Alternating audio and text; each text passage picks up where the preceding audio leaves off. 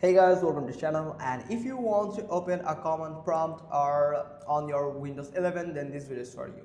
So this can be called that Windows PowerShell, whatever you can call it, the command prompt or the Windows PowerShell. So you have to do is you can find the start button here or the Windows icon, right click on it, or you can find the run option from here.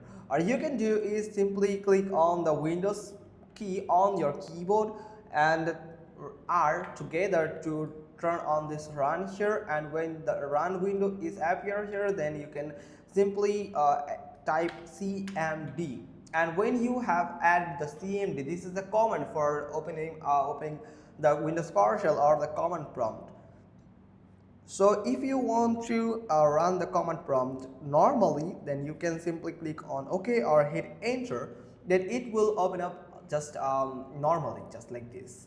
But if you want administrative command prompt, then you have to do the same process again, run. And when you are on CMD, you have to now do is you have to tap on Ctrl Shift and Enter key together on your keyboard, just like this. When you click on this, it will ask for the permission for run this Windows command processor as an administrator. Then you have to give the permission by simply click on this yes button, and after yes click on this yes button, you can find this administrator command prompt here. So you can now try to add some comments if you want. So or otherwise, other thing you can do is simply click on this Windows icon here, then you can search for CMD and you can find the command prompt here. Now if you want to run it as normal, then you can a single click is enough, or if you want to run it as the administrator, then you can simply search for CMD again and